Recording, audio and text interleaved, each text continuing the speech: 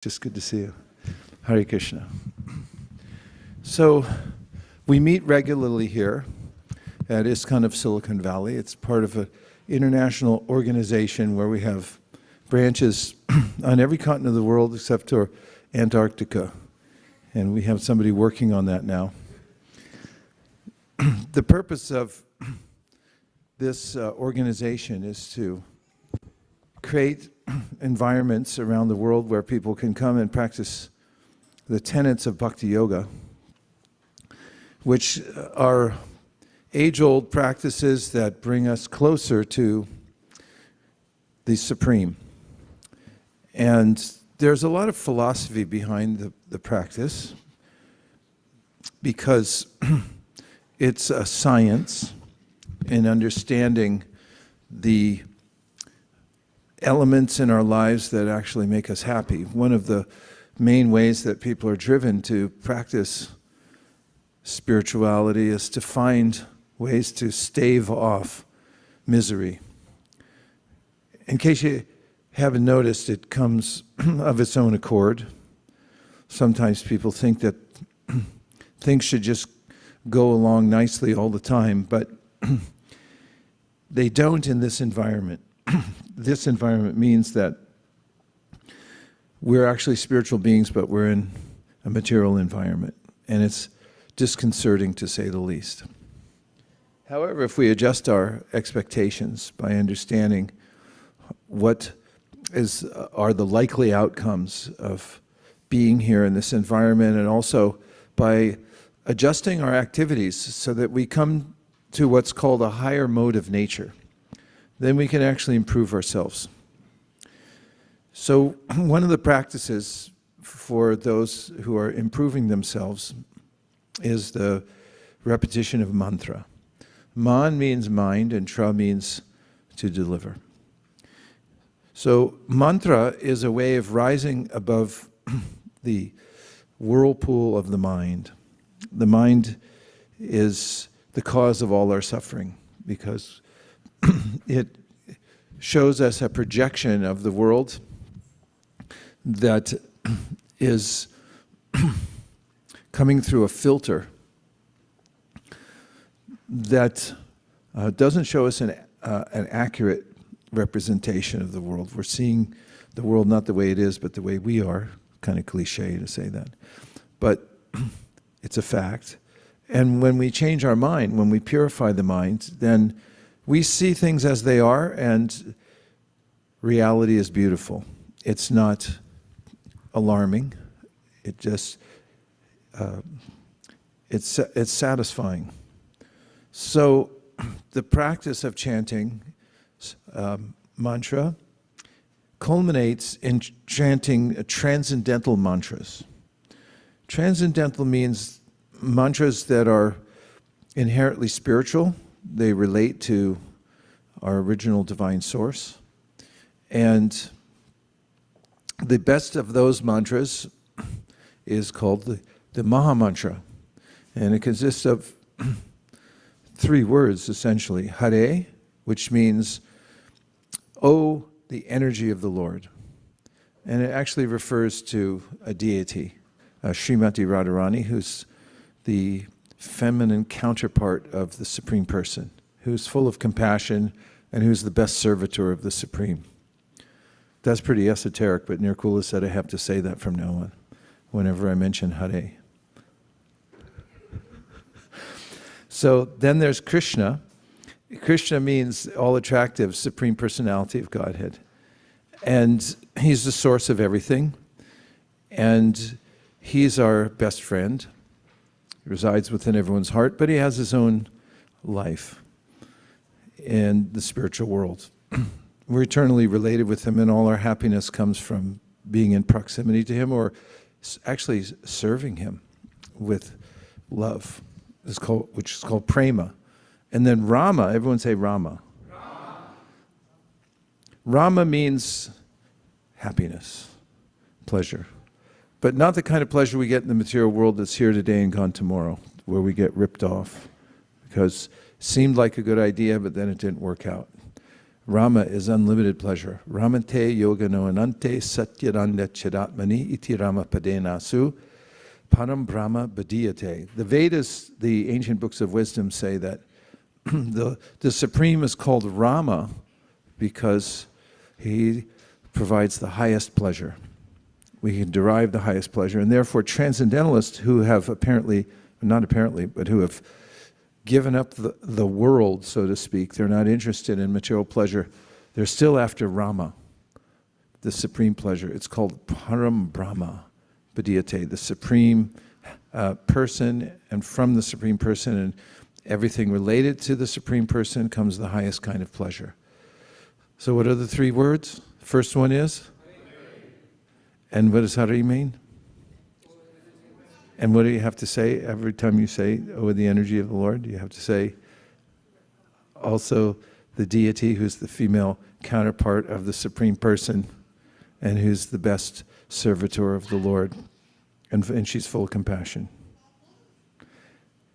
And then next one, Krishna. Krishna means? And who does it refer to? Supreme Person. We'll just leave it at that for now. And the Rama, highest happiness, highest pleasure.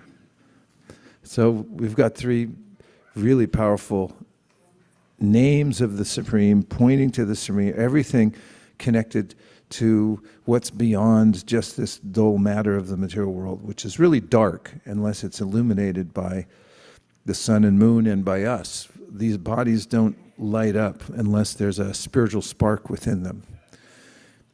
All that becomes synchronized, all that meaning all the spiritual energy of the universe becomes synchronized through the process of chanting the Hare Krishna Maha Mantra. So if you've ever felt like your life is unraveling, if you've ever felt like you wished you had more in your life, more sense of yourself and how to do good for others, how to do good for yourself, stop me if I hit anything that you relate to. If you ever had a sense of you wanted to feel peace, more peace. Okay, Srivas Prabhu was into that one too. If you've ever felt like there's a futility in just trying hard to be happy through the status quo, which is a pretty general way of talking. In fact, most people run their lives, quite common, by metaphor. One metaphor that's quite common is that life is a race. Have you ever heard that life is a race? What kind of race is it generally referred to? Dog race? Yeah, it could be a dog race, but mostly it's a rat race. That's not very flattering, is it? What kind of race are you in? A rat race. Well, what does that make you if you're racing it as a rat? What if you thought of your life as a race and then you thought, I always have to be racing? Well, first of all, who are you racing and what do you get when you cross the finish line? And by the way, where is the finish line? That's a good question to ask if life's a race. Or what if life's a ladder? Well, then you might want to ask, where does the ladder end? If you put the ladder in the wrong place and then you climb it, it doesn't do you a bit of good, does it? And Sri Chaitanya Mahaprabhu, who is the apostle from the spiritual world who taught the process of bhakti and who gave very clear metaphors for our lives, he talked about us being gardeners and that we should sow the seed of bhakti within our hearts and water it through the process of chanting and hearing the chanting. And from that, we would come to a state of consciousness that he said is the best state of consciousness that you can come to. And the word he used is prema. Everyone say prema. It's a nice word, isn't it? Love. So what's your life about? It's about love. What are you working for? Love. And the Beatles said it, all you need is love.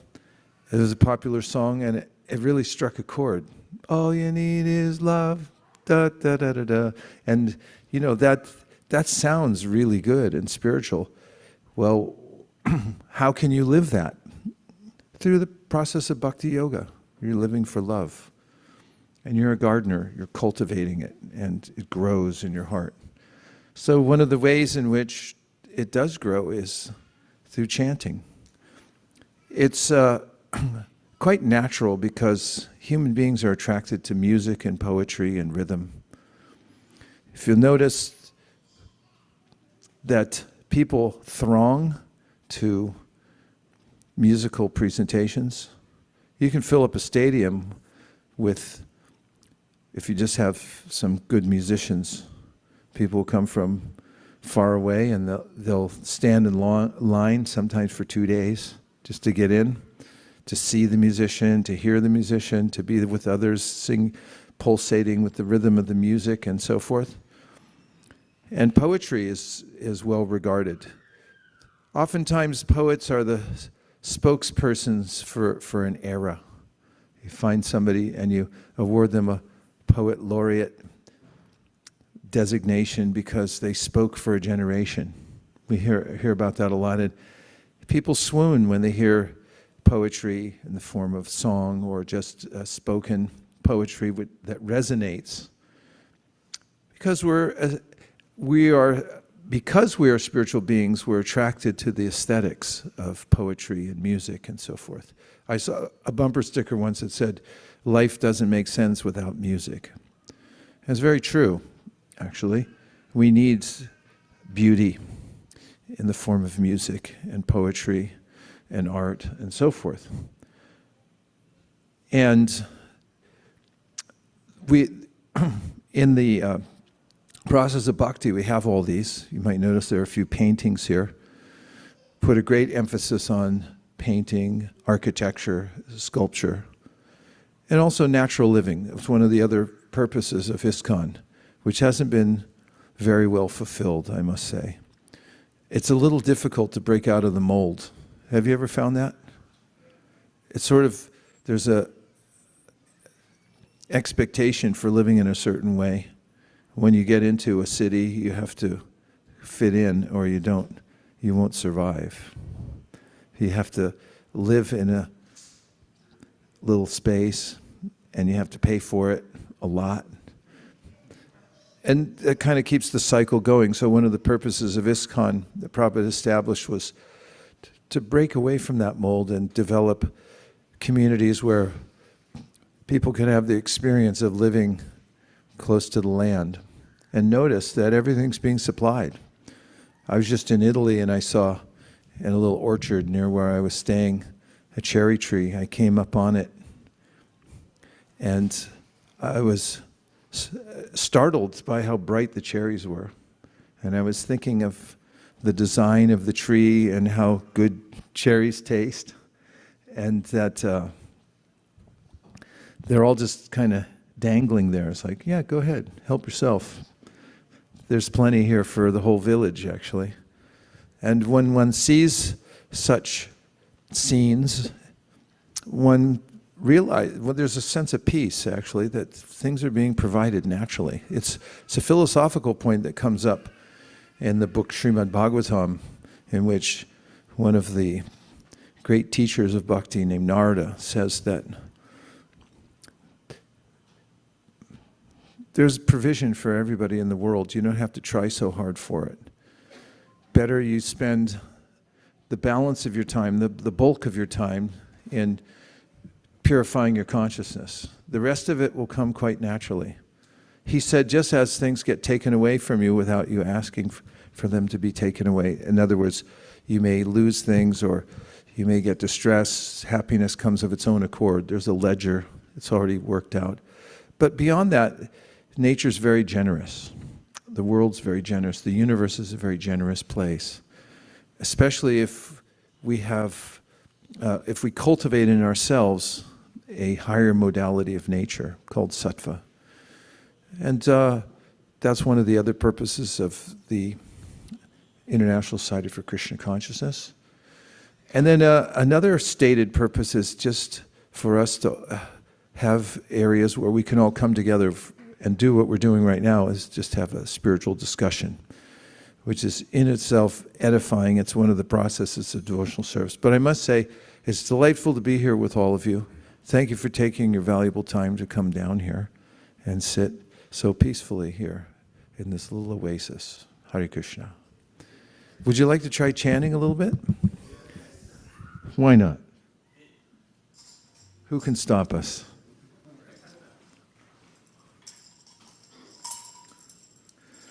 Namo Vishnupadaya Krishna Preshtaya Bhutale. I'm saying a few prayers before we start chanting. Sri Mate Bhaktivedanta Swami Niti Namine. These are prayers to our founder Acharya, who started this whole thing. Namaste Saraswate Deve Gauravani Pracharine Nirvishesha Shunyavadi Paschatya Teshatarni. So the prayers acknowledge that the founder Acharya is doing the work to spread these kinds of teachings all over the world, especially in places where people have never heard of them before. Paschatya Deshatarna means in faraway lands like Silicon Valley. Jai Shri Krishna Chaitanya Prabhu Nityananda Sri Advaita Gadadhara Shivasari Gaura Bhakta Vrinda. And that's a mantra, actually, spiritual mantra, which goes to glorify the incarnation of Krishna, who brought the concise teachings of bhakti to the world 500 years ago. And we're actually in a line of teachers that goes back to that teacher named Chaitanya Mahaprabhu. Everyone try saying that. Chaitanya Mahaprabhu. Yeah, keep saying it. Chaitanya Mahaprabhu. That's good. I forgot what Dorothy said, but it was something like that. Something. There's no place like home. That's Wizard of Oz. Okay, so the mantra is quite natural. We see people, they'll say a mantra to keep focused on where they're going. And remembering that, we come to the next mantra. This is called the Maha Mantra, and we talked about the three words in the mantra. Hare, which means, oh, the energy of the Lord. It's an address, and it refers to the deity who's the female counterpart of Krishna, the Supreme, and who's full of compassion. And when we call out to her, we say, Hare. Yeah. Then we can feel shelter there. She gives us service, divine service. So it won't go in vain when you say Hare. And then Krishna. Krishna, a very mystical sounding word. When you hear people chanting Hare Krishna, even if you're in a hurry, it's hard to get away.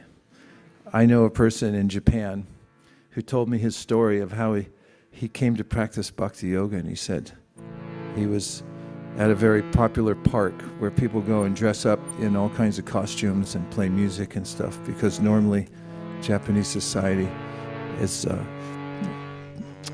demands conformity. Everyone has to wear the same color suit and same type of shoes, go to work and act in a certain way.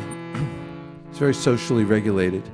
However, it all breaks out in the park on the weekend. People go and some dress up as Elvis, others in wild costumes and with a band, and they play all kinds of music and play around, but it's a designated area to do that. In America, like New York City, everyone just does it everywhere.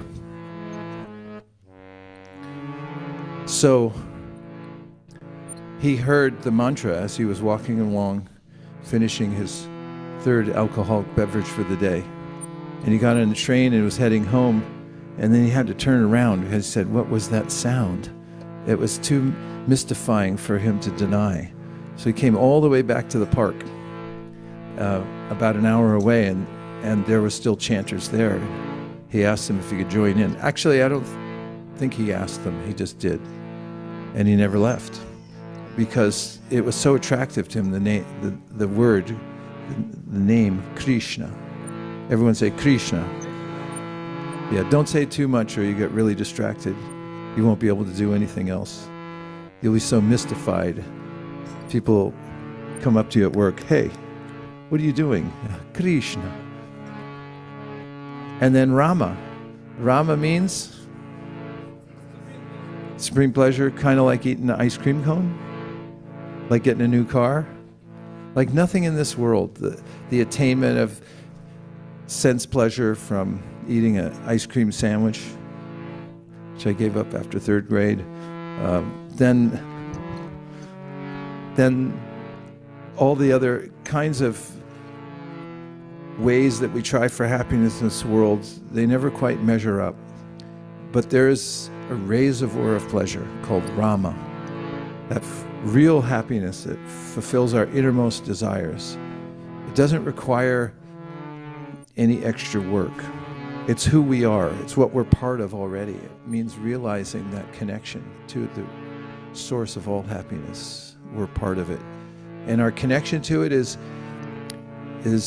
enacted by loving service, through love, which is demonstrated through service. So when we say Rama, then we're connecting to the reservoir of pleasure. So these three words, Hare, Krishna, Rama. Now don't go crazy on me here, but some people do. When you hear the mantra, it's too nice, Toonice, and when you hear it, then we're not responsible if you go crazy. Okay? We should make everyone sign something at the door, right? Enjoy responsibly, Srivas Pandit. Don't go crazy on me now.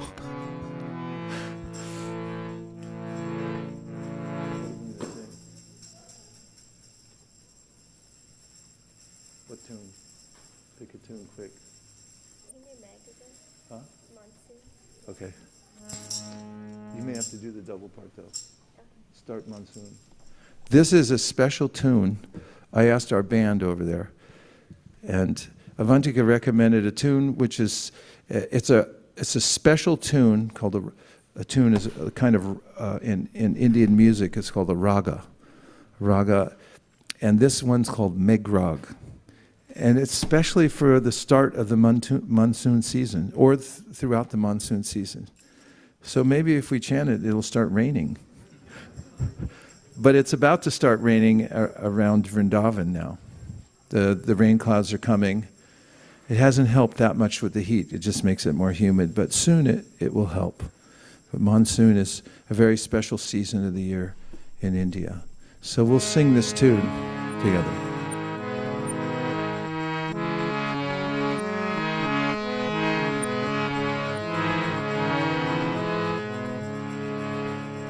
Hare Krishna, Hare Krishna, Krishna Krishna, Hare Hare, Hare Rama, Hare Rama, Rama Rama, Hare Hare.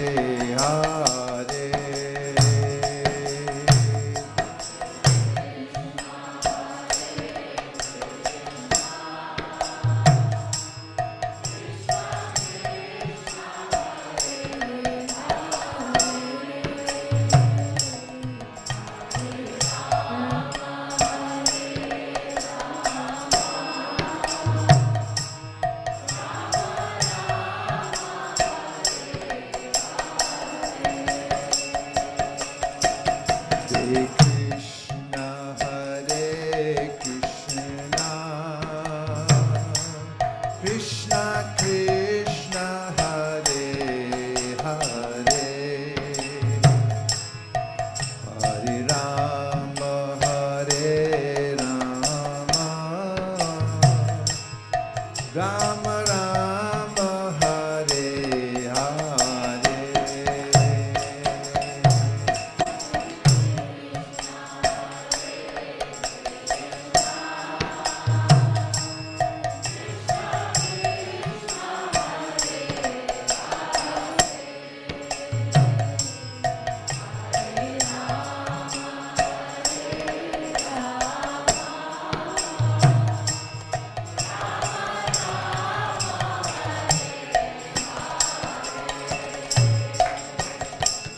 Hare Krishna, Hare Krishna,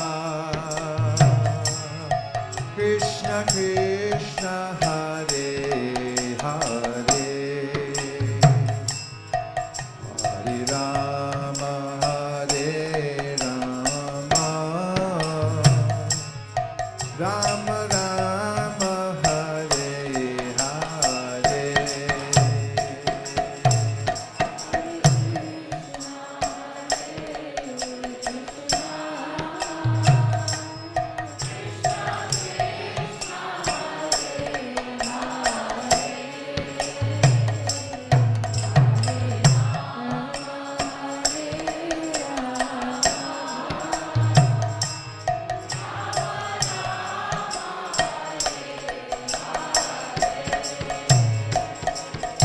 Hare Krishna, Hare Krishna,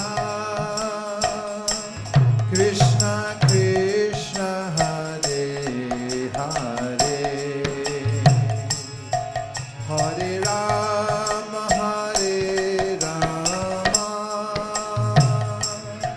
Rama Rama, Hare Hare.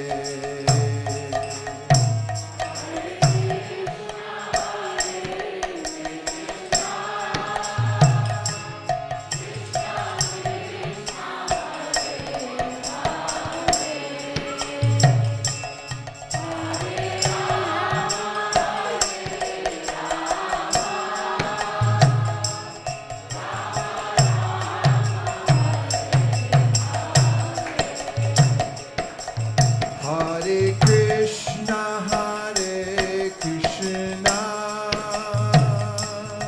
Krishna Krishna, Hare Hare,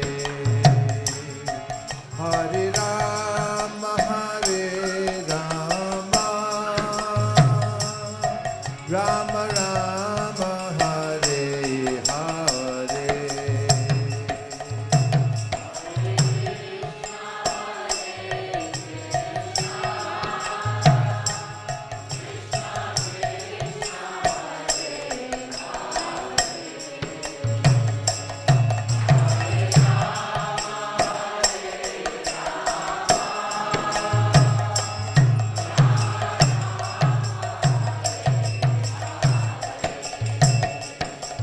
Hare Krishna, Hare Krishna, Krishna Krishna, Hare Hare, Hare Rama, Hare Rama, Rama Rama, Hare Hare.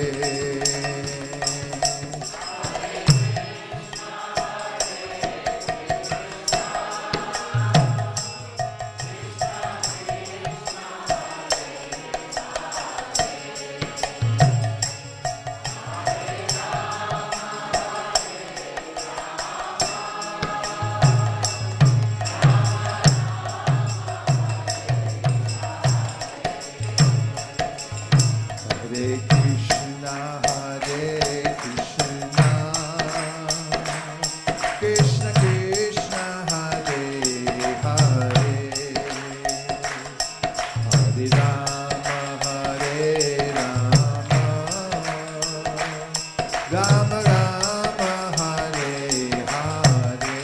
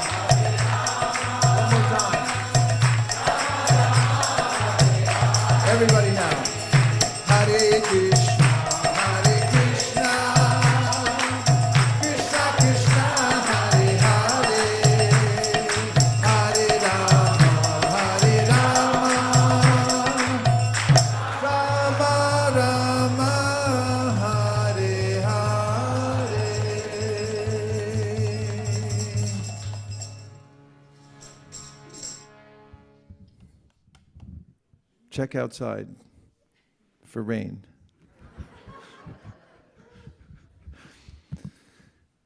Now, of course, some of you came in a little later, but we have an opportunity now for a few minutes of discussion. which is sometimes edifying. And if you heard anything from the monologue in the beginning that you want to reflect back, that could be a point of departure. And also, it's helpful if you formulated a question that came up when I was discussing some of the points, or if you had already were loaded up with a question before you came in, you can ask that. Reflections are easy to get things started with. What did you hear so far? Or what have your impressions been so far? Yes. We have plenty of mics. We have a bushel basket full of them, so we'll get one to you quickly when you have a question.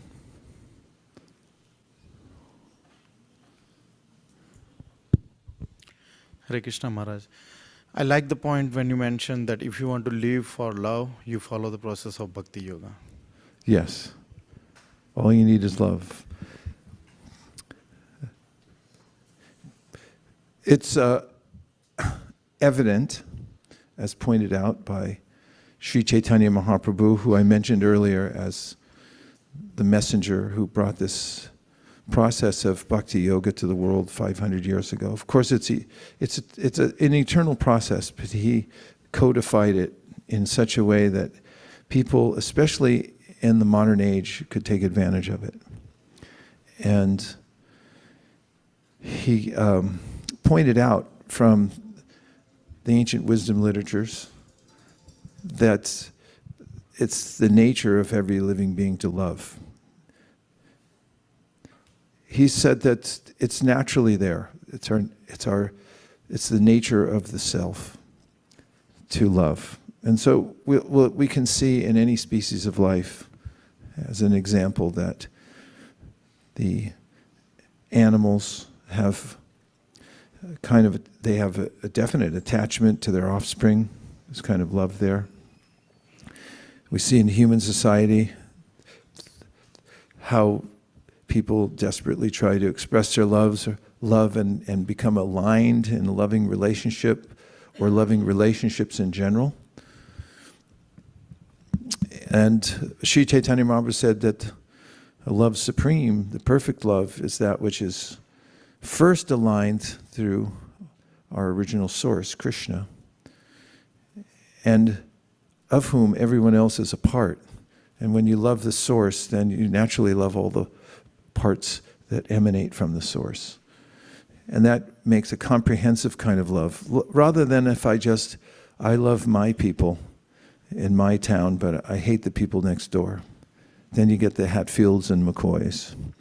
And then you can have competing countries. Have you ever seen that before? Yes.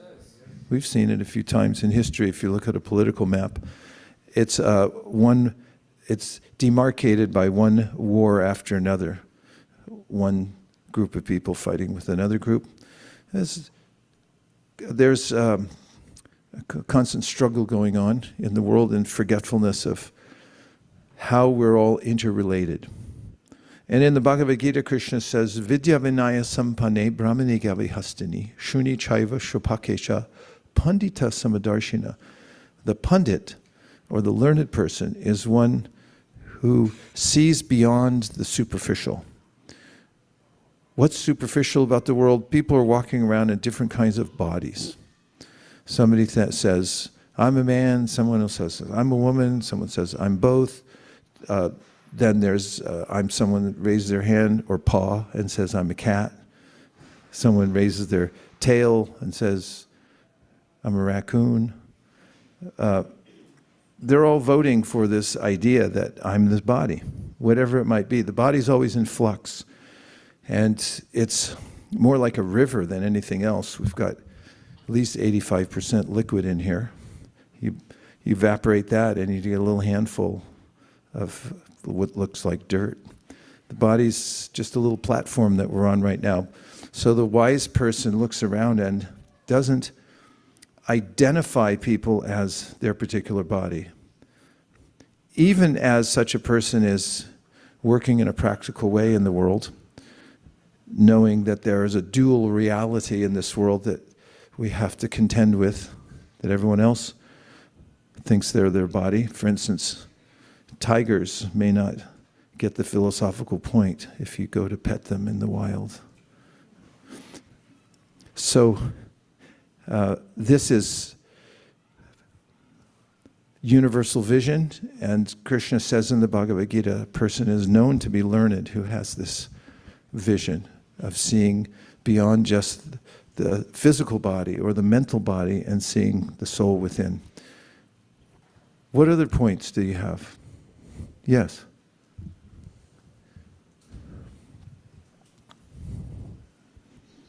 Hare Krishna Maharaj, thank you for the lovely kirtan. It was really good. I could resonate very much when you said that it's important to repeatedly chant, and that repeatedly is so important because I recently also read about it in the Chaitanya Charitamrita that when you don't have attraction, what is the solution? The only solution is just to repeat it with humility. And also I was able to remember that when Vyasadeva was totally disappointed after doing so much, he wrote so many scriptures, but he was not happy. And that time his guru said to him that you have not repeatedly glorified Krishna. That is the only thing that will give you the happiness. And all the singing that we do, we come up with so many ragas and everything, but we are repeatedly singing only Krishna's name, and that's the only solution. So thank you so much. Thank you. It should be sweet, right? This is one of the points that's made about practice of mantra, the mantra practice. It's important too, because as we approach the practice and we hear about how it's enticing, how it's mysterious, how it's sweet, and then we don't taste the sweetness, we may wonder, is everything that is being said about it accurate? Therefore, the great teacher Rupa Goswami gives us a very helpful analogy. And something I can relate to. I once had an ailment called jaundice. Anyone? Anyone? Only a few people? Welcome to the club. We'll start a little jaundice club afterwards. I didn't know I had it, but I went and had a juice, and I tasted it, and it tasted like something that was extracted from a vehicle or something, like when you change the oil. I said, this is terrible. It must have gone bad. And a friend who was standing nearby tried it and said, no, actually, this is really sweet. And then when someone checked my eyes, they could see, oh, your eyes are yellow. You turn yellow when you have jaundice. And they said, you have jaundice. That's why you can't taste it. So the great teacher Rupa Goswami said, undoubtedly, the chanting is sweet. But when you have a disease, and this is the worst disease to have, it's called avidya. It's ignorance. It's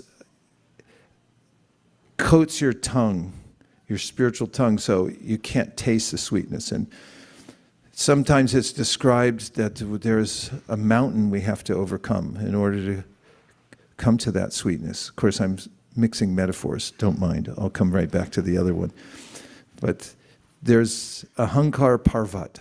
Parvat means mountain, and ahankar means false ego. So I have this full absorption in myself as I'm the center, I'm the doer, and so forth. And in order to come to that place where I can taste sweetness in the practice, I have to overcome that mountain of ego. Back to the original metaphor. When you drink sugarcane juice when you have jaundice, it's a curative. However, the process is a little arduous because it tastes so bad when you have jaundice. It's from the perspective of the person who has the disease. However, as you start to recover, you'll be able to taste the sweetness. And similarly, the teacher Rupa Goswami says, as you continue to chant and practice means you don't feel like doing it, but your intellect tells you this is a good idea, and you trust the other people who told you that it works. You trust the source, so you keep doing it, even though it tastes bitter. And after some time, when the disease subsides, then you'll start to taste the sweetness and you'll feel the power of the mantra.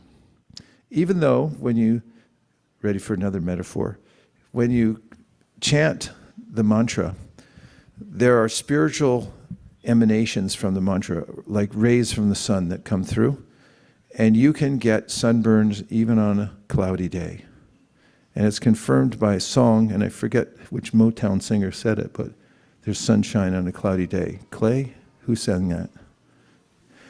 I got sunshine on a cloudy day. Nobody knows that song? I know the song. Okay, that's good. I was thinking I jumped a generation here.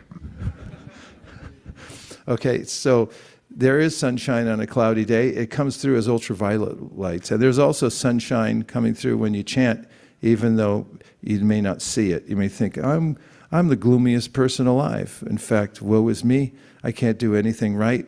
And why should I even try? Does that resonate with anybody? Yeah. Hope it's not just me, my mind speaking right now. So when you chant Hare Krishna, there are rays coming through that are curative. Just like once when I got a sunburn in San Francisco on the coldest day of the year, which happens to be in August in San Francisco at the Rath Yatra. Didn't wear a hat, thought it was cloudy enough, sunburn. So similarly, if you keep chanting, even though you don't feel like it, you'll feel the rays come through.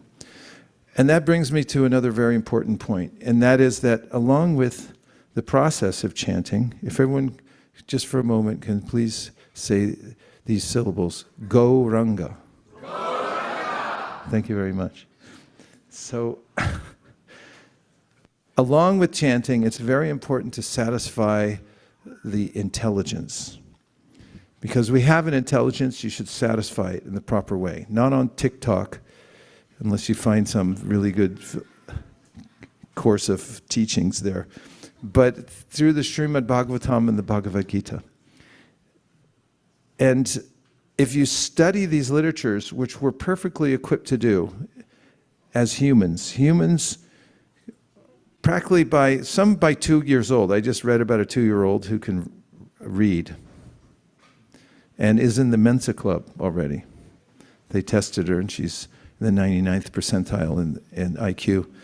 So humans from probably around two years old or more have a desire for learning, and they can take in information. So the best of information is that which comes from the Srimad Bhagavatam, the Bhagavad Gita, and other selected wisdom literatures.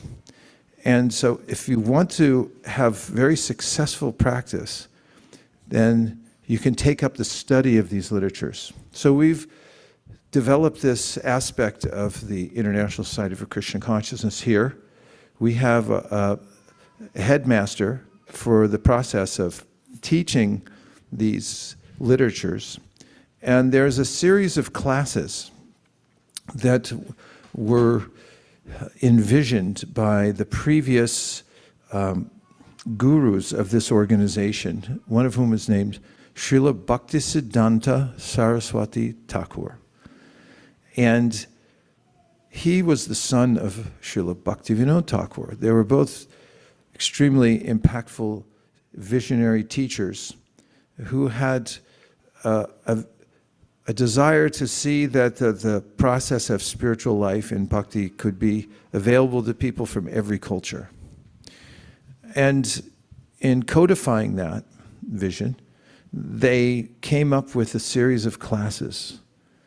And they come under the general heading of Bhakti Shastri. That means learning the most important literatures that teach about bhakti. So it's Bhakti Shastri. And just like in a university, there's different levels that you can learn at. It starts off with a Bhakti Shastri, and then it goes to the next level called Bhakti Vaibhava. And then there's Bhakti Vedanta, and then there's Bhakti Sarvabhauma. 4 levels. And you can go through and study at all these levels and really absorb yourself in the teachings behind the process of chanting and all the practices of bhakti. And when you know those, and when you hear from a an expert teacher about them and are guided in the study, then your chanting becomes much better. And this goes along with the teachings of Sri Chaitanya Mahaprabhu, who said that along with chanting, you also have to must have what's called sambandha gyan. Gyan means knowledge, and sambandha means a clear idea of your relationship with the person you're pursuing, who happens to be Krishna, and how all the energies of the world work and so forth. And so here at ISKCON of Silicon Valley, we have a robust program to teach these courses. Actually, the Sarvabhauma classes are not available yet because not many people have graduated from the Bhaktivedanta level. But Srivas Prabhu and I will make sure that you get Sarvabhauma. So keep moving up the ladder. So today, we have some graduates from the level of Bhakti Vaibhava, which is a very advanced level of study. It means they've already completed their Bhakti Shastri. They've studied Bhagavad Gita, they've studied Nectar Devotion, Sri Upanishad, Upadeshamrita, etc., etc. And then they've gone on and they've finished studies of the first 6 cantos. There's 12 in all in the Srimad Bhagavatam. And that takes some time in doing, especially for people who are busy and working and so forth. So today, our headmaster, Srivas Pandit, is going to award the diplomas for at least 8 people who have recently graduated in the Bhakti Vaibhav level. Does that sound exciting? Okay. We would like that if they have some kind of cap or something that they can throw in the air afterwards.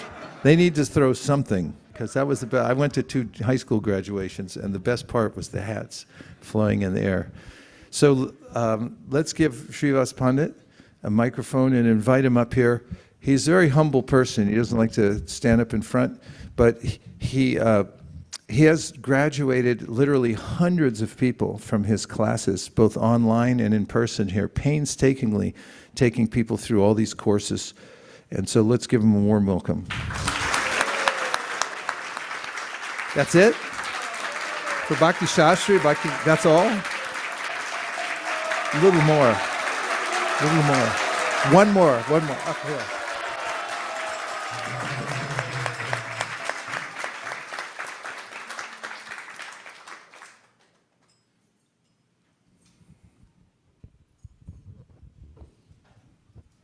Thank you all for joining.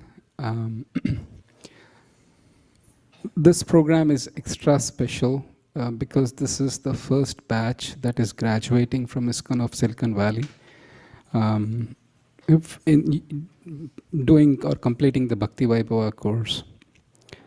In the Chaitanya Charitamrita, it's mentioned that in the Antya Leela, Sri Chaitanya Mahaprabhu was so absorbed in mad ecstasy of love of Krishna that he wanted to taste every limb of Krishna, and he wanted to smell Krishna, he wanted to taste Krishna, he wanted to see Krishna, he wanted to embrace Krishna. And in Srimad Bhagavatam it is mentioned is none other than personification of Krishna. The first 2 cantos form his beautiful lotus feet. The 3rd and 4th are his thighs. The 5th is his navel. The 6th is the chest. The 7th and 8th are the arms. 9th is the neck. The 10th is his beautiful smiling lotus face. The 11th is his forehead. And the 12th is his crown. So if we read Bhagavatam, then literally we can hopefully, prayingly experience that love of Krishna, because Bhagavatam is dripping with nectar of the bhakti of Krishna. So we had a big push for distributing Bhagavatam sets on Bhaktivinoda Thakur, and those who forgot to sign up or who regret later why I didn't sign up, we still have the slots available. You can contact Malini. And then if you want to know more about ecstasies of Chaitanya Prabhu, we do have the Chaitanya Charitamrita. But coming back to the course, we had these 8 graduates who were busy ISKCON Silicon Valley professionals, had families, raising families, doing jobs, And we will know a couple of them when they walk up. You will see what sort of services they do and how did they somehow manage. You will be still surprised how did they even complete Bhakti Vaibhava. So without much further ado, we want to make it really special for all the graduates who completed their courses. So I'll ask Vaisesika Prabhu to give the certificates, if that's okay. Yes, and a special note that one of the senior monks of our International Society has joined us, and we could welcome him as Ratatvad Swami. He's there.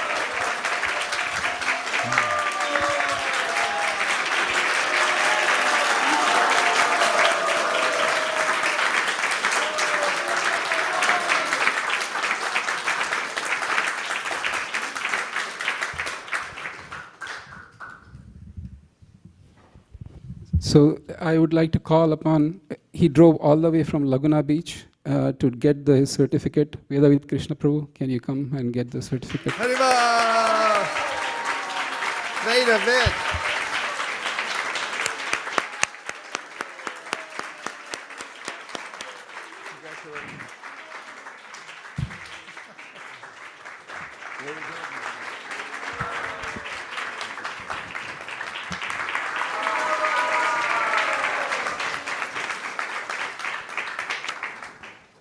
Thank you.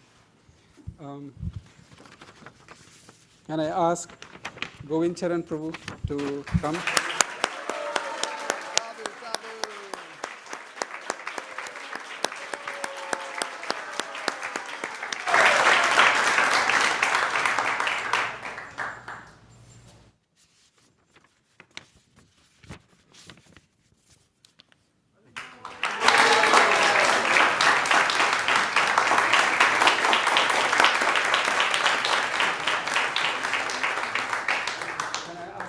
Shiromani Mataji to come, please.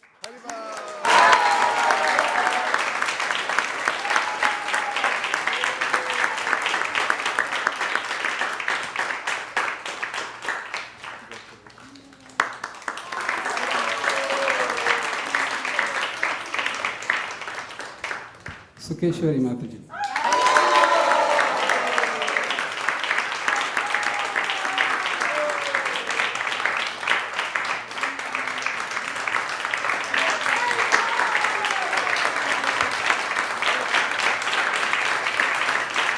Sri Gopal Prabhu.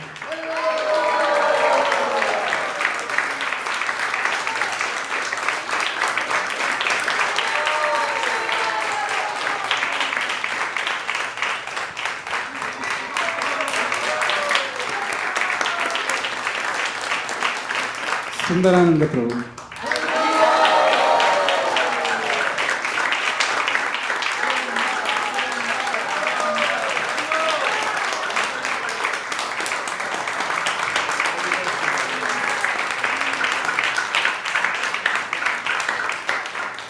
Gandharika Mataji is not here, but Malini she asked Malini to accept on her behalf. So.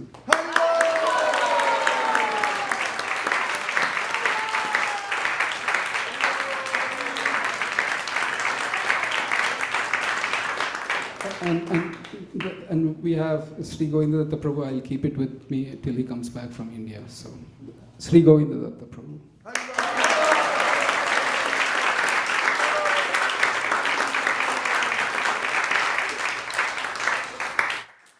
His Grace Vaisesika Prabhu had received the order from Srila Prabhupada to not only distribute the books, but to read his books carefully, a practice that he has been doing it for the last 50 years.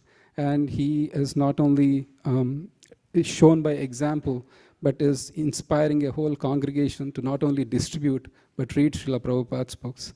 We are known as a temple that distributes millions of books, but we do have this low-key, but a strong educational program that is kind of going on and inspiring. So if anybody is inspired to read Srila Prabhupada's books or needs an excuse to read Srila Prabhupada's books, please do contact me or Shamalangi Mataji or Manjula Kanta Mataji. You want to add anything, Vaishesh Prabhu? Yeah, Srivas Pandit Prabhu is not only giving out the words and teaching, but he's also taking all the courses himself.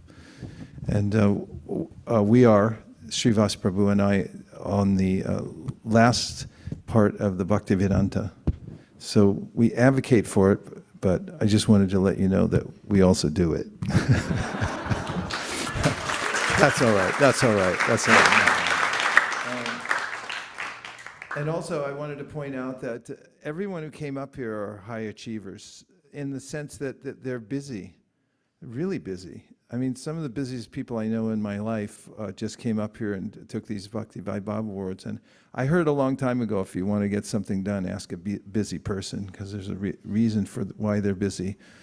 They have momentum and so forth. It's a really important idea, or it's a good idea, and it's important to add this aspect into your life. Everyone should graduate through at least Bhakti Shastri. But why stop there? All you guys know C++. Is that still a thing? Is that really old? Sorry, Java, I don't know. I don't know anything. But you know stuff. I can guarantee that. Golang. You guys know Golang. So if you can learn all that, this is a breeze, and not only that, it's a cool breeze that'll infuse you with spiritual energy. So, memorize the Gita. Throw it into your portfolio, right? Why not? It's only 700 verses. Nothing. And there's Srimad Bhagavatam. It's only 12 cantos, 18,000 verses. Very little to learn. So try it. Join Srivas Pandit Prabhu. You won't find a better teacher anywhere on the planet. I guarantee you. It's really an opportunity.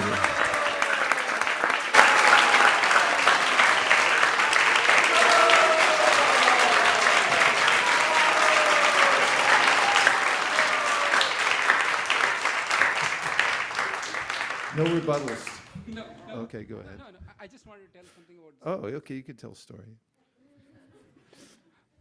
So, the Bhakti Vaibhava, the average dropout rate is about 75%. I mean it.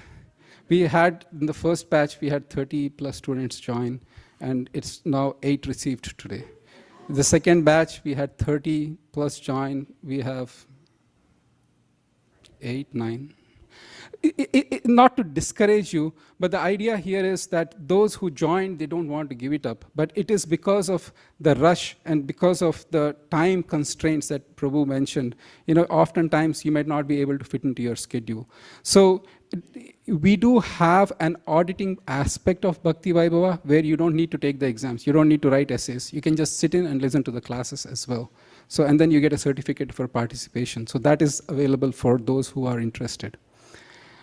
But these extraordinary people who got, the devotees who received the certificates today, they just gritted through. They did not have an excuse to drop. They did not have a reason. As you can see, they are some of the most incredibly busy doing services all over the world, but they somehow pushed through.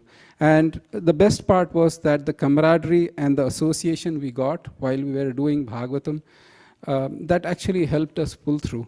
And if anybody, we do have few minutes, I do request if anybody amongst the graduates want to just give a simple testimony, that would be like a good starting point. If not, I'll volunteer someone as usual.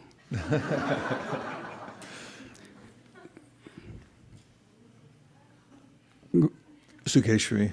Okay.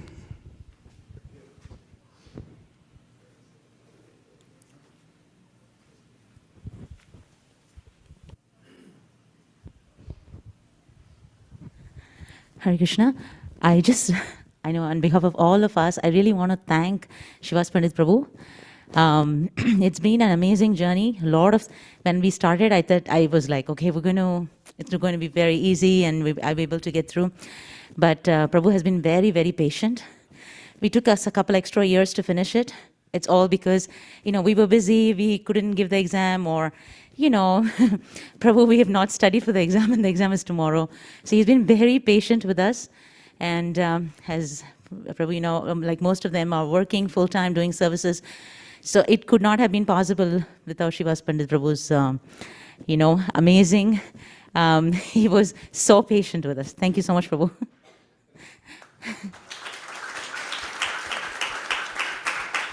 And I will ask everybody to do Bhakti Vaibhava, Bhakti Vedanta, and Bhakti Sarvama, as Prabhu said, especially for all the youth coming. And I know some of you have already done Bhakti Shastri.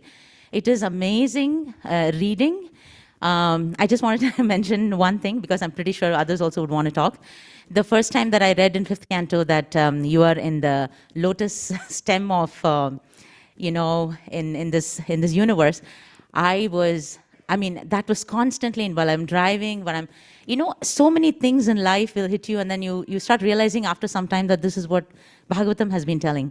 So I will absolutely, it's an amazing program, and of course all the adults, but especially all the youth, whom I'm more concerned about, please do take Bhakti Vaibhava, Bhakti Vedanta, and Bhakti Sarvama, and with Srivas Pandit Prabhu. Hare Krishna.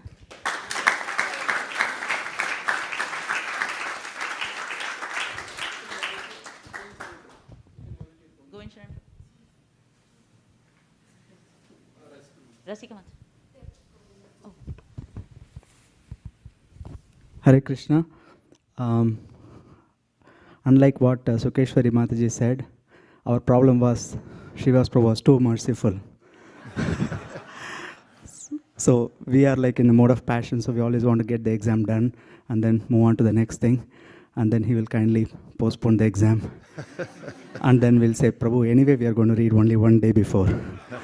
So we would like to get it done earlier. And so he had to deal with all of us. It's quite different requirements. And again, this, along with doing our batch, this was not the only thing he was doing. He was doing so many of the Bhakti Shastri classes, so many parallel classes at the temple, and his own Bhakti Vedanta class. So it's amazing how Prabhu dedicated his time, almost 8 years, for us. And we really like to thank Srivas Prabhu for this wonderful contribution to ISV.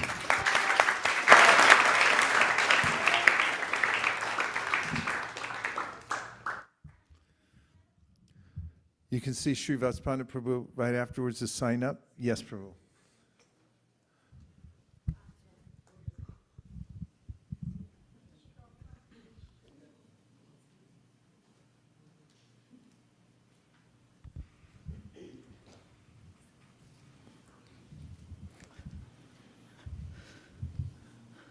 No, just one point I wanted to add in addition to what the devotee said was that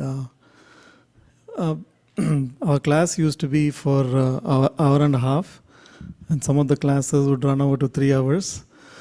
We would just, it was a very close group, and we would dissect each and every verse and the sections of the Bhagavatam. So we used to have a very lively discussion and very inspirational discussion. So thank you, Prabhu, for facilitating that. Haribol.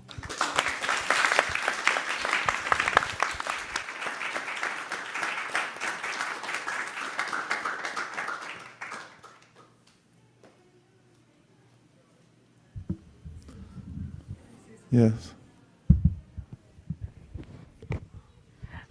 I just want to share, with your permission, Vaisesika Prabhu and Srivas Pandit Prabhu, as part of the second batch of Bhakti Vaibhav, that personally, it was Srila Prabhupada's instruction that every member of the International Society of Krishna Consciousness that he so painstakingly formed for the benefit of the whole world under the instructions of the, his spiritual master,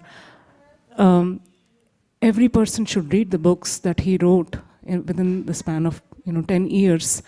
And Bhagavatam has a very transformative effect. Personally, for me, I'm just sharing that it's not just about taking a course and getting a degree. It's about the transformation. It's about realizing what are the anarthas inside me, what are the problems that I need to, the obstacles that I might face on the path of bhakti. How can I clear them? Because I read about devotees who have actually gone through that.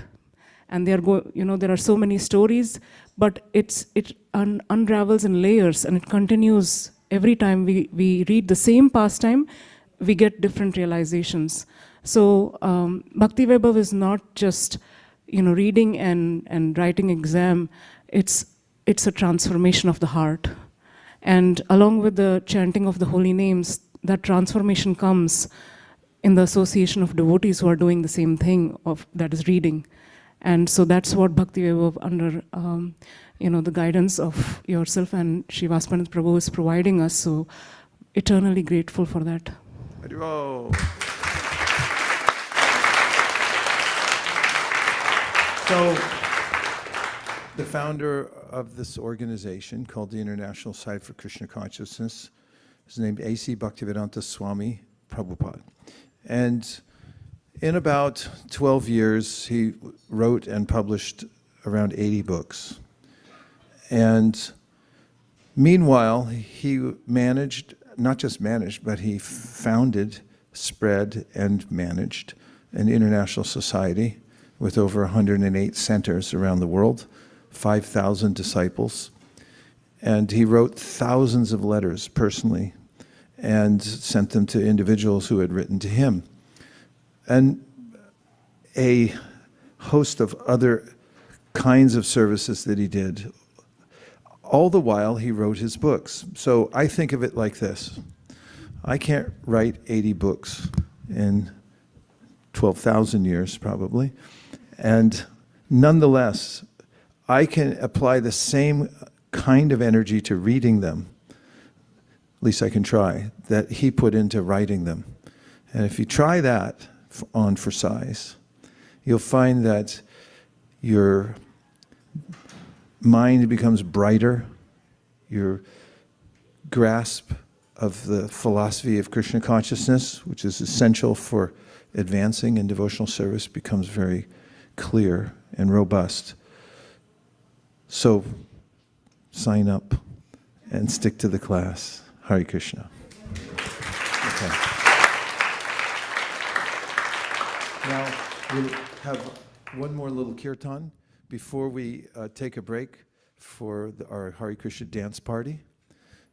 And for those of you who don't know how to do a Hare Krishna dance, there's a specific step that you can try. Now, if you're going to stand up, you got to be really careful, because don't step on any of your stuff, but you can try it if you like.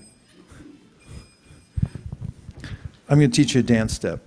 So stand with your hands next to your sides, and then the first part of the dance step starts with your feet. So cross your left foot over your right like this, and then step back to the center, and then cross your right foot over your left, and then back to center. That is both feet under your shoulders. Then try it again, and we'll go back and forth 3 times. That's 1 and 2 and 3 and 4. And let's do it again.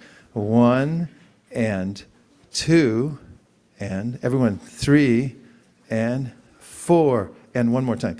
1 and 2 and 3 and 4. And okay, now stop in the middle.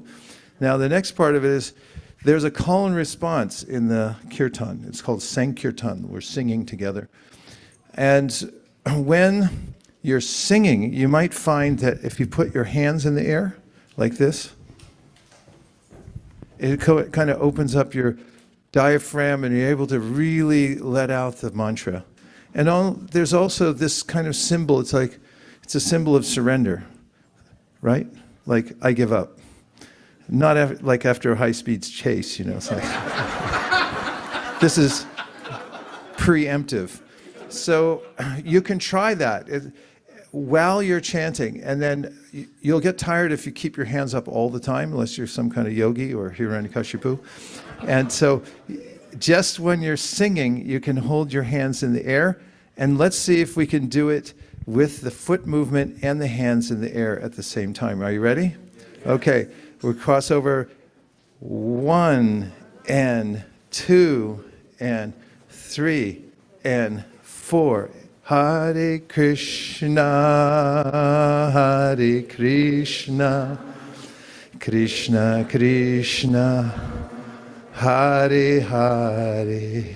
Look at the screen, it's beautiful. Hare Rama, Hare Rama, Rama Rama, Hare. Now hands down. And then it would be the singer, Hare Krishna. So see, now you can rest your arms. Krishna, Krishna, Krishna, Hare Hare, Hare Rama, Hare Rama. Little styles, put it. Rama, Rama. Careful. Hare Hare. Now hands up. Hare Krishna, Hare Krishna, Krishna Krishna, Hare Hare, Hare Rama, Hare Rama, Rama Rama, Hare Hare. Very good. Give yourselves a hand.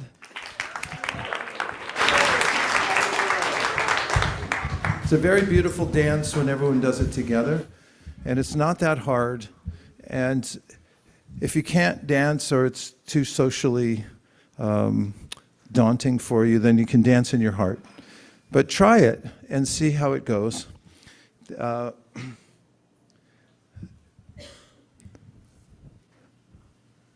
We'll have just a few minutes to sing. China.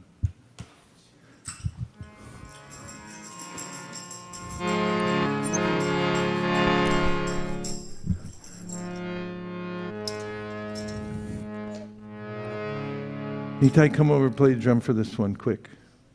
Quick, quick, quick. We only have 3 minutes.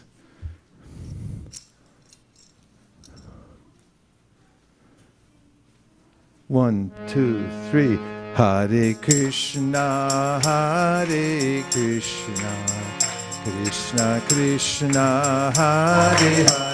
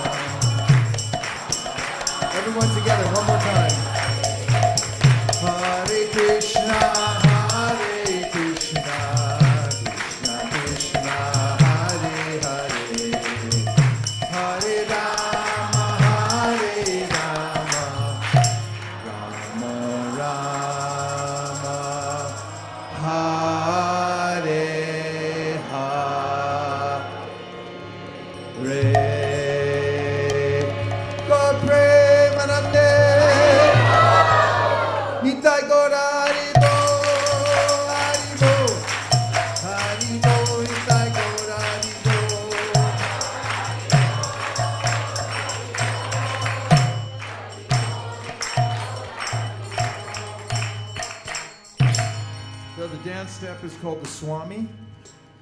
And I know all of you are just thinking, when do we get to do the Swami? Now. So we're going to put away all the asanas. That's the things we sit on. And we're going to then clear this floor, which is a perfect dance floor. It's wood. It's very nice on the feet. And feel free to do the Swami to your heart's content, okay? It'll be broadcast all over the world, so it better be good. Thank you.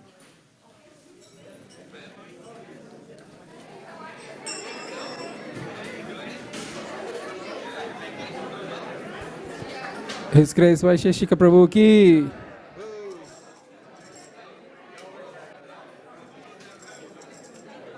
Thank you. Ooh.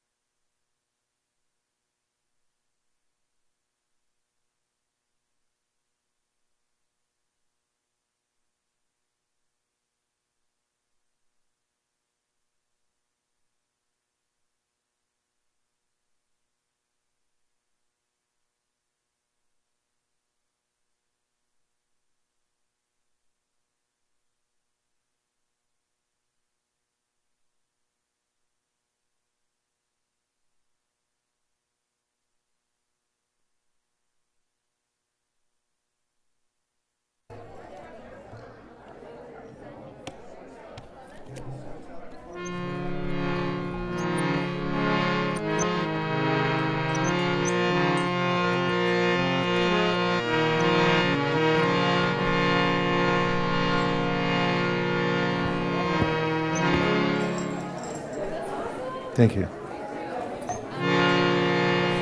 Namo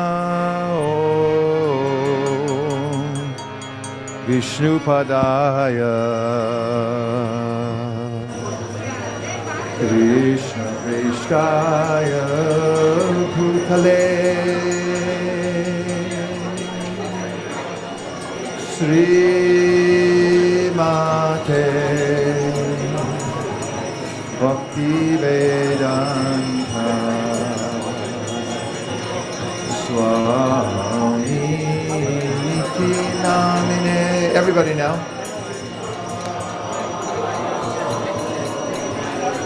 To follow the Jumbotron.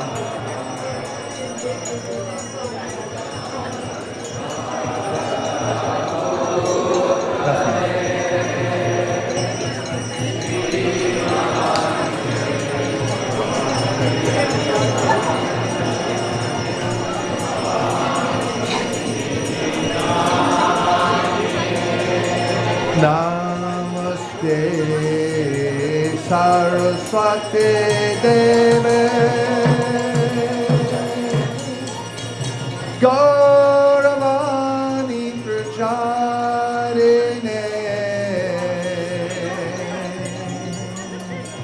Nirvishesha Shunyavadi Paschatya Deshatharine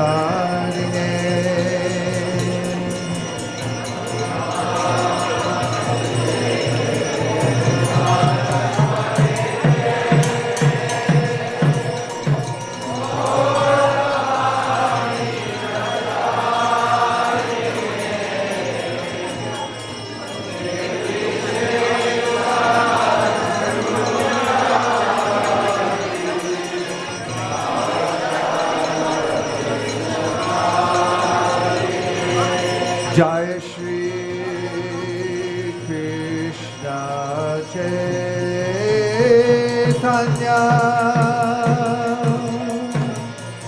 Prabhu Nityananda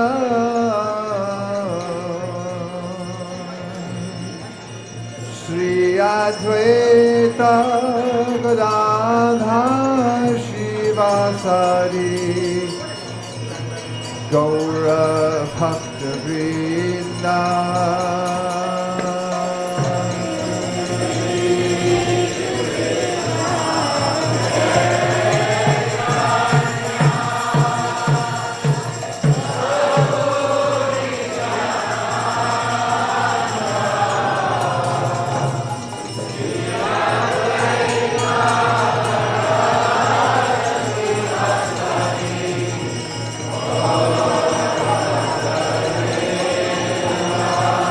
Jai Shri Krishna Chaitanya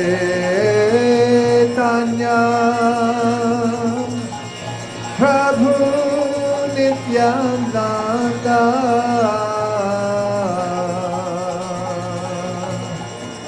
Sri Advaita Gadadhar Shivasari Gaura Bhakta Vrinda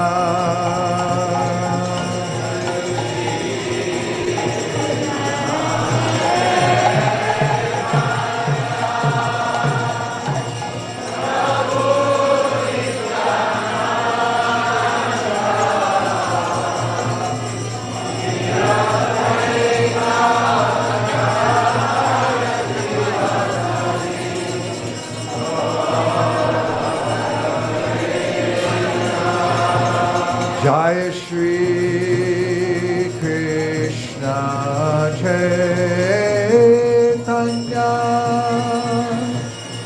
Prabhu Nityananda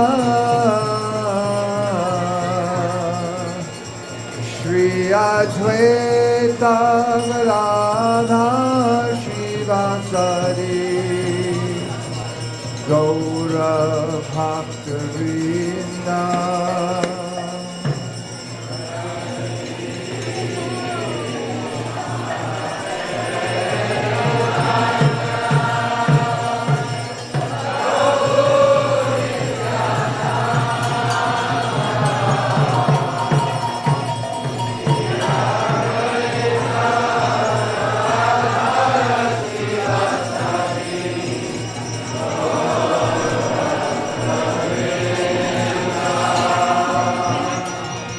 Hare Krishna, Hare Krishna, Krishna Krishna, Hare Hare,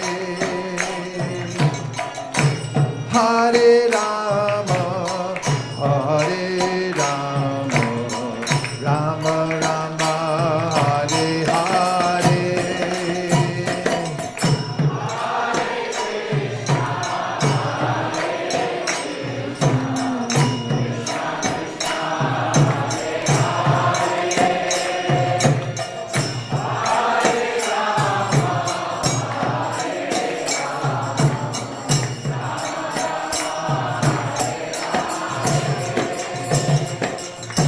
Hare Krishna, Hare Krishna, Krishna Krishna, Hare Hare, Hare Rama, Hare Rama, Rama Rama, Hare Hare.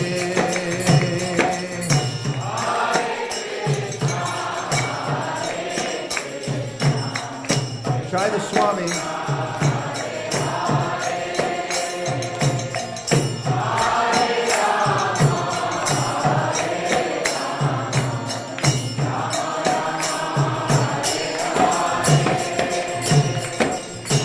Hare Krishna, Hare Krishna, Krishna Krishna, Hare Hare, Hare Rama, Hare Rama, Rama Rama, Hare Hare.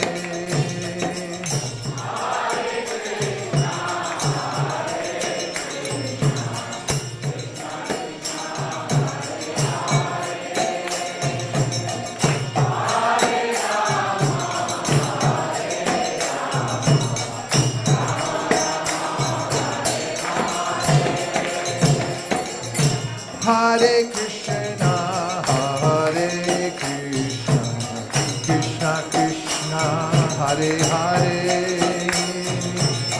Hare Rama, Hare Rama, Rama Rama, Hare Hare.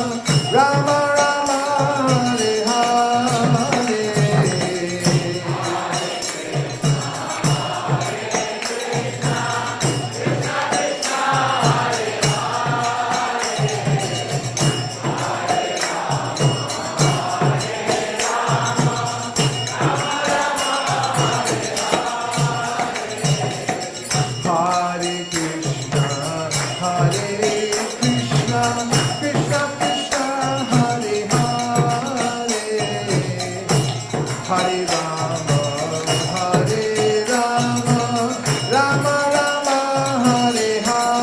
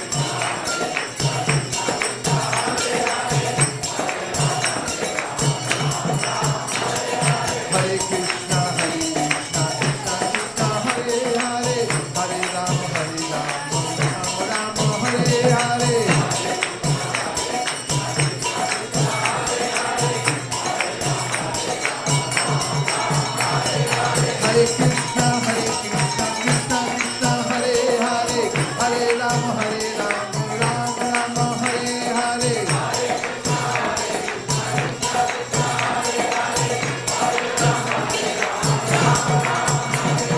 Hare Krishna, Krishna Krishna, Hare Hare, Hare Rama, Rama Rama, Hare Hare.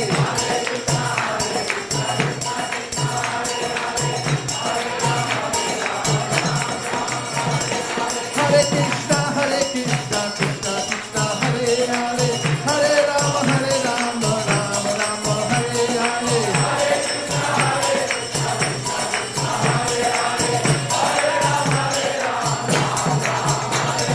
Hare Krishna, Krishna Krishna, Hare Hare, Hare Rama, Rama Rama, Hare Hare.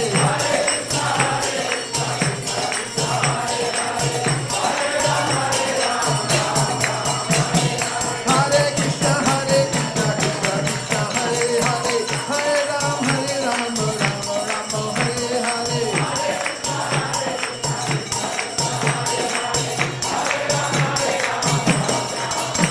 Hare Krishna, Krishna Krishna, Hare Hare, Hare Rama, Rama Rama, Hare Hare.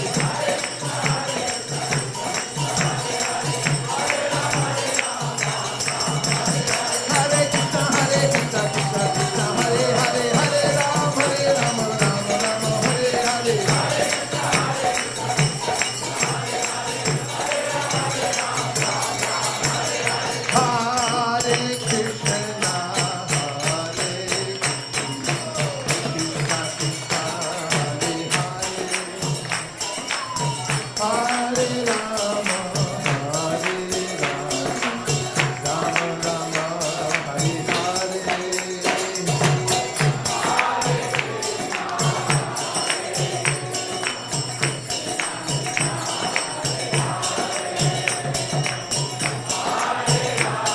One more time, everyone together. Come on now.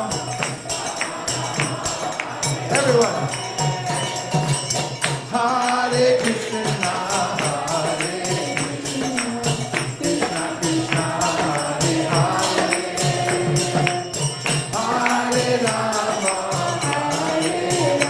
one more time. Hare Krishna, Hare Krishna, Krishna Hare Hare, Hare Rama,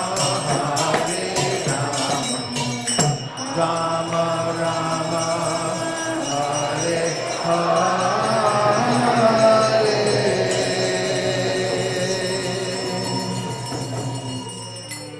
Jai Om Vishnupada Paramahamsa Parivrajacharya Stotra Shrimad Abhay Charanaravinda Bhaktivedanta Swami Maharaj Srila Prabhupada Ki Jai.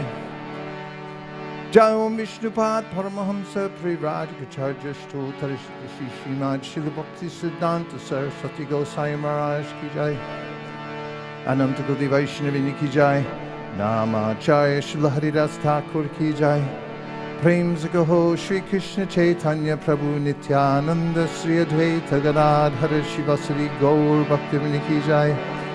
Sri Sri Radha Krishna Gopinath Shamakund Radhakund Giri Govardhan Ki Jai. Sri Vrindavan Ki Jai. Sri Mayapur Navadiptam Ki Jai. Sri Jagannath Puri Dham Ki Jai. Tulsi Devi Bhakti Devi Ki Jai. Shamuna Devi Ganga Devi Ki Jai. Sambeta Bhaktivinoda Ki Jai. All glories to the assembled devotees. All glories to the assembled devotees. All glories to the assembled devotees. Gaur Premanande Hari Hari Bol.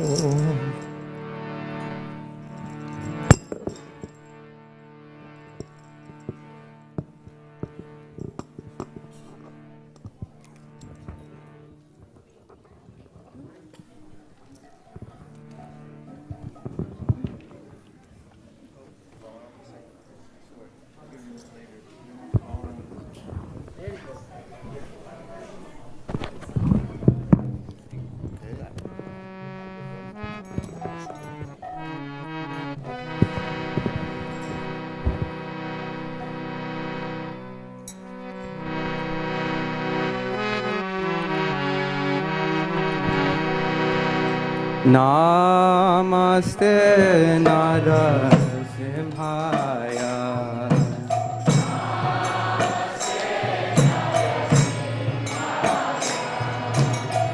Namaste Narasimhaya.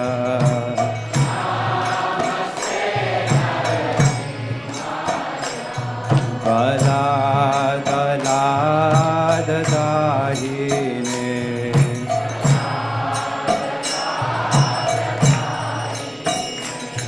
Bala Dala Dadahine.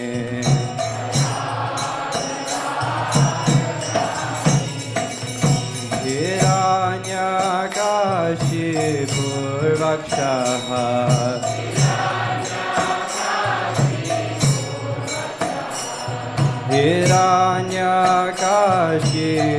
Hiranyakashipurvakshaha.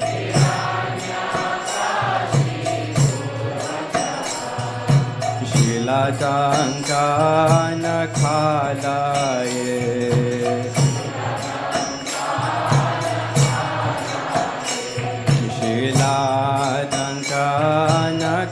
Shilatankanakalaye.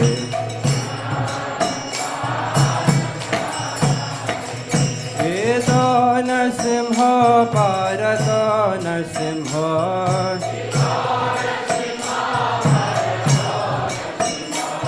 Eto Narasimha Parato Narasimha.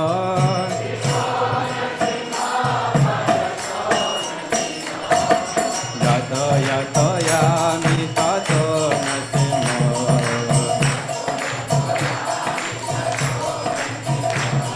Yato Yato Yami Tato Narasimha.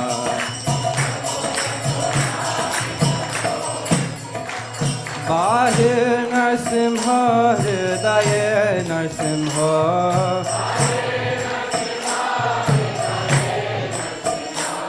Bahir Narasimha Hridaye Narasimha.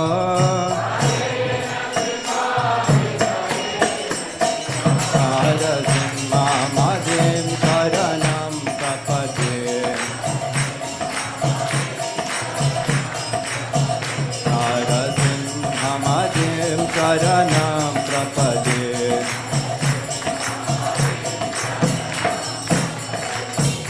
Pavakara Kamalavare Nakham Adhuta Shringam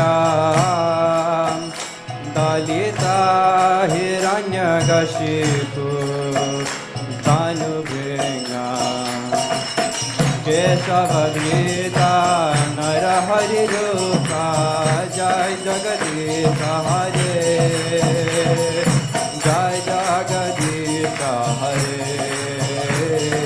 Jai Jagadita Hare.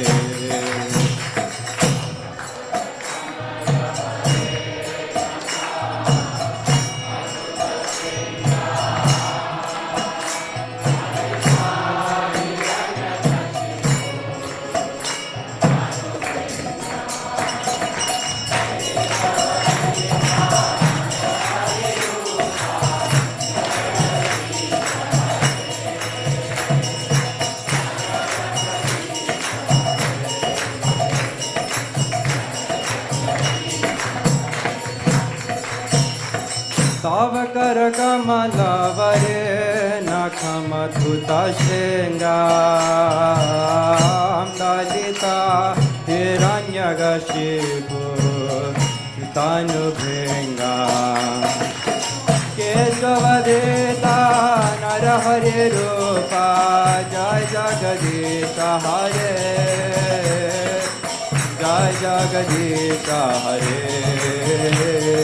Jai Jagadita Hare.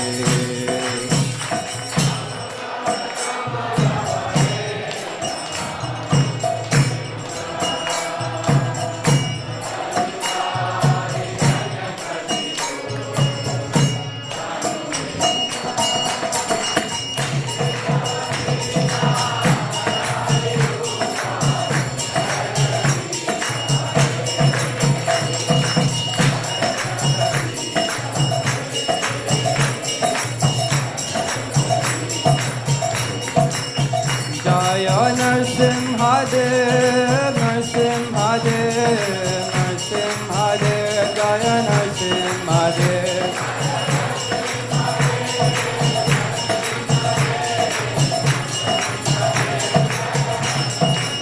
Jaya Prasadam Maharaj, Prasadam Maharaj, Prasadam Maharaj, Jaya Prasadam Maharaj.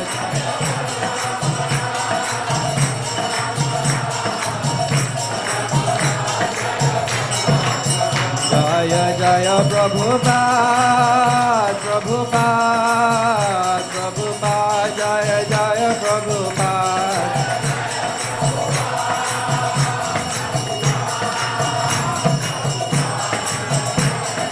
Jaya Jaya Gurudev, Gurudev, Gurudev, Jaya Jaya Gurudev.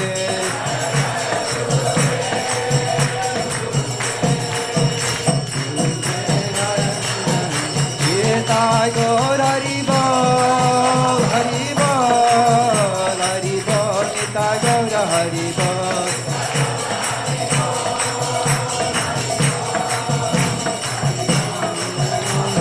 Nitai Gaur Hari Bol, Hari Bol, Hari Bol, Nitai Gaur Hari Bol.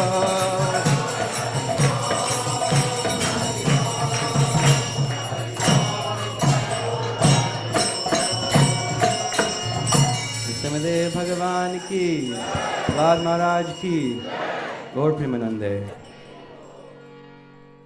Hare Krishna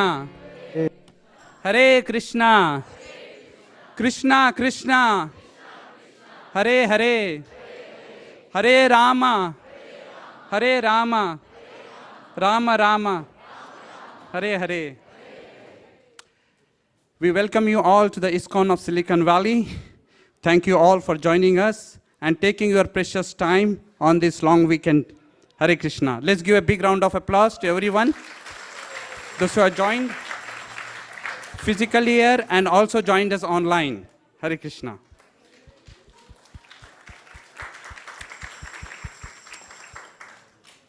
We welcome His Grace Vaisesika Prabhu from his travel to East Coast and Europe. So let's give him a round of applause and thank him. And also let's thank him for giving us today's discourse and bringing us the ecstatic kirtan. Hare Krishna. We'll also like to thank Balram from singing the Narsimha Arti. Hare Krishna. Anyone coming here for the first time? Okay, we have some devotees there. Yeah. Thank you all for joining. We have a 3 days a week program here at ISKCON of Silicon Valley. Wednesday evening is online. Saturday morning is Srimad Bhagavatam class, and Sunday evening 3:30 to 5:30 p.m. is discourse on Bhagavad Gita or Srimad Bhagavatam. Thank you. And if you have any questions or need any clarification, please do reach out to me or Hanspriya Mataji. My name is Shri Gopal Das. Hare Krishna. So let's chant one Maha Mantra for all the newcomers. Hare Krishna, Krishna Krishna, Hare Hare, Hare Rama, Rama Rama, Hare Hare. So today's feast is sponsored by 3 devotees. So we would like to call upon them.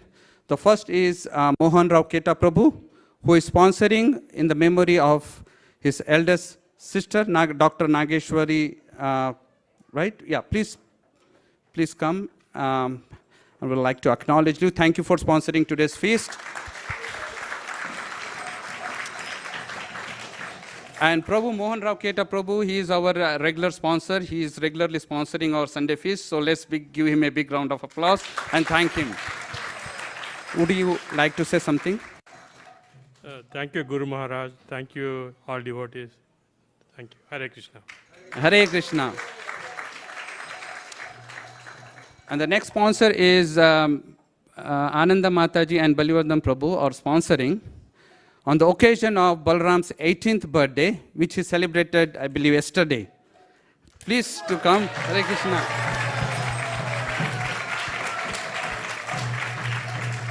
As you all know, Balram was born in ISV. He was raised in ISV. And time just flies. He is now 18.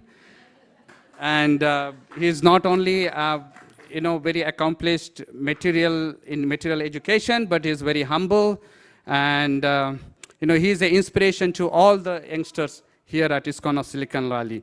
So thank you, Balram. Hare Krishna. So how do you feel to be 18? I feel the same. Thank you. And for past 18 years, every week you keep on coming to the ISKCON of Silicon Valley. What is that attracts you, every week that you come here? At first it was just habit, and then I really liked playing outside. But then eventually I just love just coming to the programs, listening to the lecture, and then especially the kirtans. Just being a part of this, it's very energizing for the whole week to just come to the temple. Okay, thank you. And we wish you all the best for success for all your endeavors in the future. Hare Krishna.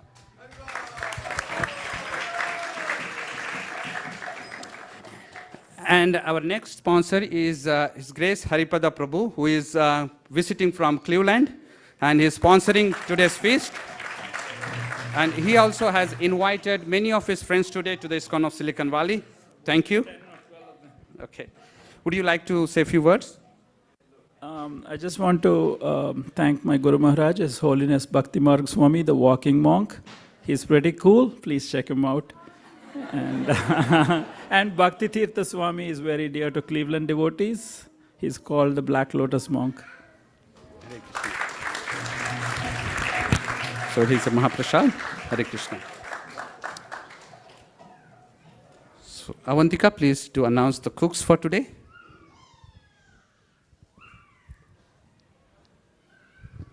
Hare Krishna, today's prasadam was cooked by Siddhakatha Prabhu, Savarna Gopika Mataji, Kumudini Mataji, Lakshmi Mataji, Tadya Seva Prabhu, Niharika, and Raymuna.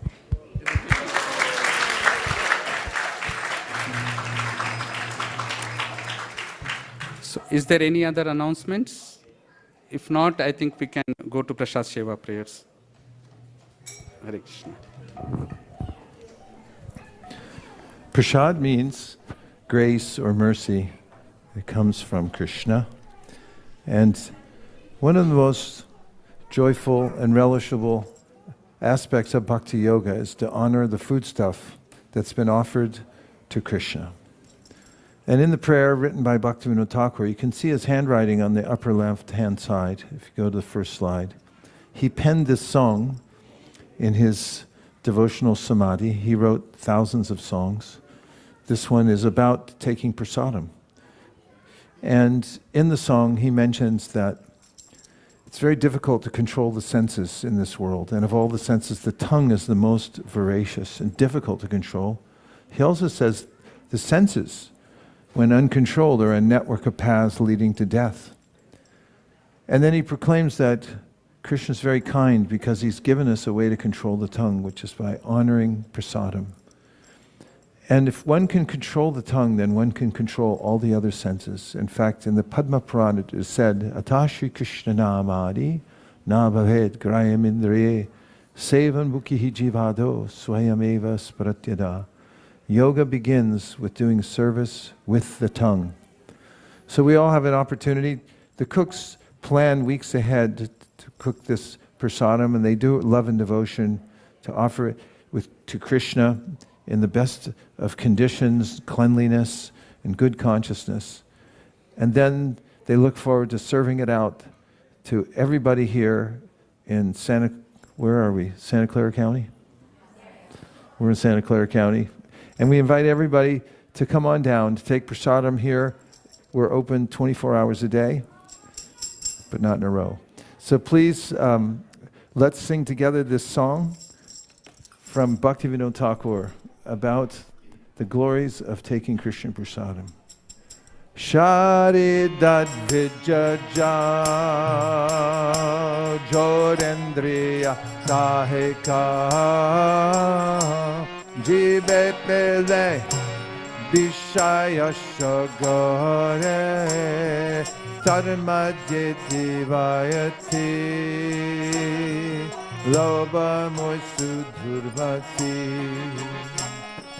Take jeta katita shanshare Krishna bodo doya moy Kori bade jihvajay Shaprasharanga dilobhai Shayana vitapao Radha Krishna gunagao Preme dako Shri Chaitanya Nitai Preme dako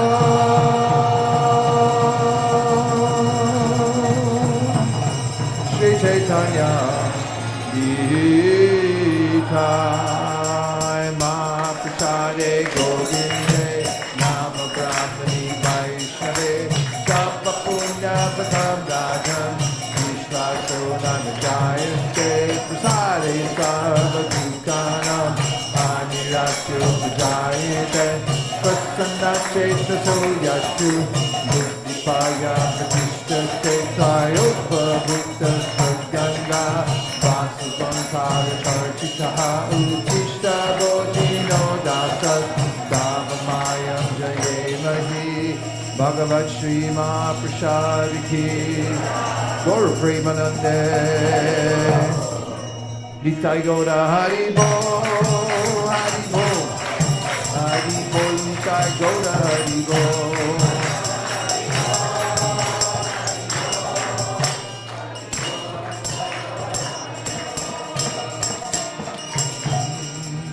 Please come take prasadam in the picnic area, straight out here to your right.